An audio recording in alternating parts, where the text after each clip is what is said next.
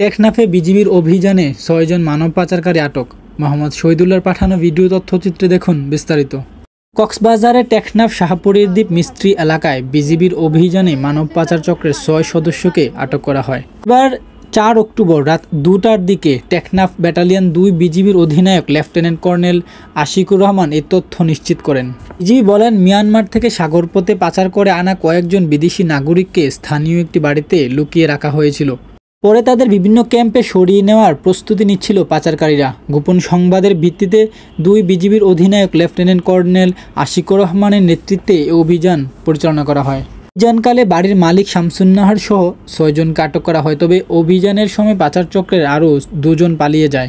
আটককৃতরা হলেন শামসুন্নাহার, হুসনে আরা, নুরুন্নেসা, মোহাম্মদ ইসমাইল, হারুন ও ইউসুফ। তারা সবাই উখিয়া ও টেকনাফের বিভিন্ন রোহিঙ্গা ক্যাম্পের বাসিন্দা। বিজিবি আরও বলেন, প্রাথমিক জিজ্ঞাসাবাদে শামসুন্নাহার স্বীকার করেছেন টাকার বিনিময়ে পাচার করে আনা লোকজনকে তিনি সাময়িকভাবে আশ্রয় দিতেন। অন্য আটককৃতরা জানিয়েছেন তারা মিয়ানমার থেকে লোক এনে ক্যাম্পে নেয়ার পাশাপাশি অর্থের বিনিময়ে তাদেরকে ক্যাম্পের কার্ড পেতে সহায়তা করতেন। অভিযান শেষে আটক ব্যক্তিদের টেকনাফ মডেল থানায় হস্তান্তর করা হয়। পালিয়ে যাওয়া পাচারকারীদের ধরতে অভিযান চলছে বলে জানিয়েছে BGB. Lieutenant colonel Ashikur Rahman বলেন, মাদক ও মানব পাচারের বিরুদ্ধে বিজিবির জিরো টলারেন্স নীতি অব্যাহত থাকবে। দেশের নিরাপত্তা ও সীমান্ত রক্ষায় আমরা সর্বোচ্চ সতর্ক।